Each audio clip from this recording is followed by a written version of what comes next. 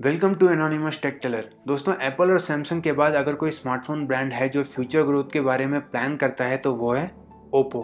बड़े smartphone brand जैसे Apple और सैमसंग स्मार्टफोन टेक्नोलॉजी को इनोवेट करते हैं, लेकिन ओप्पो भी अब उनसे ज़्यादा पीछे नहीं है। दोस्तों, ओप्पो ने स्मार्टफोन वर्ल्ड में एंट्री मारने के बाद सबसे पहले कैमरा में नई इनोवेशंस दिखाए और उसके बाद से ओप्पो साइलेंट टाइगर के जैसे इनोवेटिव टेक्नोलॉजीज पे काम करते ही जा रहा है। देखिए, स्मार्टफोन टाइम के साथ इवॉल्व हुए हैं जिनमें ओप्पो बहुत बड़े इनोवेशंस दे चुका है। ओप्पो ऐसे स्मार्टफोन डिज़ाइन करता है जो दिखने में प्रीमियम होते हैं और उनका ये मानना है कि कंज्यूमर्स के लिए एडवांस टेक्नोलॉजी डेवलप करके वो मार्केट में टॉप लेवल पे आ सकते हैं। और ये देखने को मिलता है इंडिया में, जहां ओप्पो ने इंडियन डिमांड और रिक्वायरमेंट के हिसाब से टॉप फोन्स लॉन्च भी किए हैं। दोस्तों, हम सब ने ये देखा है कि ओप्पो उनके कैमरा टेक्नोलॉजी को कितना एडवांस और अमेजिंग बनाता है। For example, Oppo Reno 3 pro जिसमें 5x हाइब्रिड जूम और 20x डिजिटल जूम को ओप्पो का इमेज लॉगरिदम आराम से हैंडल करता है। साथ में 2019 में ओप्पो हाइब्रिड जूम कैपेबिलिटी के रेस में नंबर 1 माना गया था इंडिया में। In fact Oppo Reno 10x zoom दुनिया का पहला ऐसा स्मार्टफोन था जिसमें 60x की मैक्स जूम कैपेबिलिटी थी। दोस्तों, कैमरा, लुक्स या फास्ट चार्जिंग सब स्पेक्स में ओप्पो लीड कर रहा है, पर अब ओप्पो की नज़र टॉप में आने में लगी है। दोस्तों, कुछ दिन पहले ओप्पो ने उनके कॉन्सेप्ट रोलेबल फ़ोन को लॉन्च किया था, जिसके बारे में हम आगे बात करेंगे। और साथ में और एक इनोवेशन है जिसको सुनने के बाद आपको भी लगने लग जाएगा कि ओप्पो कहीं एप्पल और सैमसंग को बीट करने का प्लान तो नहीं कर रहा। तो कैसे ओप्पो इन दोनों स्मार्टफोन जायंट्स को बीट कर पाएगा, आओ बताता हूँ।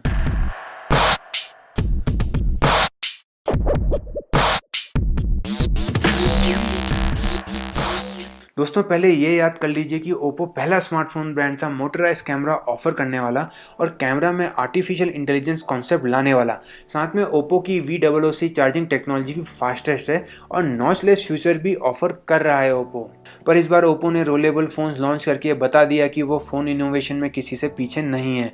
दोस्तों, बहुत एक्सपर्ट्स ने बिग स्क्रीन एक्सपीरियंस के लिए रोलेबल फ़ोन्स को फोल्डेबल फ़ोन से बेटर बताया है। हालांकि ओप्पो पहला स्मार्टफोन ब्रांड नहीं है रोलेबल फ़ोन बेचने के सपने देखने वाला। ओप्पो से पहले रोलेबल फ़ोन्स का कॉन्सेप्ट था, लेकिन ओप्पो पहला है जिसने सही मायनों में एक फंक्शनल रोलेबल फ़ोन डेवलप किया है। ओप्पो से पहले दूसरी चाइनीज स्मार्टफोन कंपनी TCL ने पहला रोलेबल स्मार्टफोन कॉन्सेप्ट का मॉडल रेडी कर लिया था, पर वो सिर्फ यूट्यूब तक ही लिमिटेड रहा और असल दुनिया में बाहर नहीं आ पाया। वापस आते हैं ओप्पो पे, तो ओप्पो ने उनके रिसेंटली हुए इनो डे 2020 इवेंट में दिखाया कि कैसे एक मोटर यूज़ होती है फ़ोन के डिस्प्ले को 6.7 इंचेस से 7.4 इंचेस पे लाने के लिए, वो भी बस एक बटन दबाते ही। मैं ज़्यादा स्पेक्स में नहीं घुसूंगा वरना पक जाओगे यार। वेल, अभी तक तो ओप्पो का ये बहादुरी करतब सिर्फ कॉन्सेप्ट में ही है और देखते हैं कि ओप्पो इस कॉन्सेप्ट को कैसे असली दुनिया में लेके आता है, जो सबसे बड़ा चैलेंज है। और क्या ये रोलेबल कॉन्सेप्ट सक्सेसफुल हो पाता है? वेल, ये तो आने वाला टाइम ही बताएगा। पर यार, रोलेबल फ़ोन दोनों सैमसंग और एप्पल को एक चैलेंज जैसा है जो ये बताता है कि ओप्पो भी स्पीड पकड़ रहा है। पर मुझे लगता है कि सैमसंग के फोल्डेबल सीरीज़ को टक्कर देने के लिए रोलेबल फ़ोन्स मार्केट में आ ही जाएंगे। क्यों? क्योंकि 3 ब्रांड्स ओप्पो, TCL और LG लगी है इस टेक्नोलॉजी को डेवलप करने में। Fingers crossed. I hope Micromax भी कुछ ऐसा सोचे। ये तो हो गया स्मार्टफोन, लेकिन एक और चीज़ है जो ओप्पो ने इनो डे 2020 में लॉन्च किया और ये सारी दुनिया को बता दिया कि वो अब सिर्फ स्मार्टफोन ही नहीं बनाएंगे बल्कि उसके आगे भी बढ़ेंगे। ऑब्वियसली 5G उसमें से एक टॉपिक था, लेकिन उससे भी इंटरेस्टिंग चीज़ थी दूसरी, और वो है ओप्पो के AR ग्लासेस, जिस पे ओप्पो आज तक चुपचाप काम करे जा रहा था। AR ग्लासेस मतलब ऑग्यूमेंटेड रियलिटी ग्लासेस, जो आपके फ़ोन से कनेक्ट होके camera, message reading, call accept decline और एक तरीके से स्मार्टफोन का डिजिटल कंटेंट आपके आंखों के सामने रख देगा। AR को वर्चुअल रियलिटी ग्लासेस ना समझे। वैसे AR से कुछ याद आया क्या? जी हाँ, कुछ साल पहले गूगल ने भी उनके AR ग्लासेस लॉन्च किए थे जो बुरी तरह पिट गए थे। फिर एप्पल भी ये कॉन्सेप्ट लेकर आया जो फिर से सक्सेसफुल नहीं हुआ, और इंडिया में भी जियो ने भी AR ग्लासेस लाने की कोशिश करी, जिसे हम सबके गुरुजी ने भी मार्केट करने की कोशिश करी, पर फिर भी ये कॉन्सेप्ट नहीं चला। दोस्तों, गूगल ने AR की दुनिया में पिट के दिखा दिया और सारे ब्रांड्स को बता दिया कि AR ग्लासेस के साथ क्या हो सकता है और क्या नहीं हो सकता। तब से AR ग्लासेस का मामला पेचीदा चल रहा है और बहुत ब्रांड्स ने इस कॉन्सेप्ट पे काम करना भी छोड़ दिया है। पर ओप्पो ने AR ग्लासेस के कॉन्सेप्ट को संभाल के रखा है। और अगर ये वीडियो आपको पसंद आ रही है तो सब्सक्राइब पर एक क्लिक, यार बहुत खुशी की बात होगी।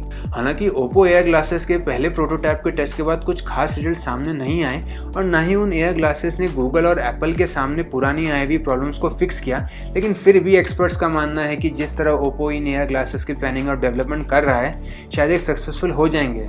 क्या लगता है आपको हो पाएगा? कमेंट्स में ज़रूर बताना, मुझे डाउट है। भाई सक्सेसफुल हो या ना हो, बड़ी बात यह है कि गूगल, एप्पल और जियो की तरह ओप्पो ने अपने एआई ग्लासेस के सपने को डिच नहीं किया। जैसे मैं एक सक्सेसफुल टेक यूट्यूबर बनने का सपना देखता हूँ तो यार हेल्प कीजिए मुझे 5000 सब्सक्राइबर्स तक पहुँचाने में। उसी तरह ओप्पो को अभी भी भरोसा है कि एआई ग्लासेस फ्यूचर में सक्सेसफुल होंगे।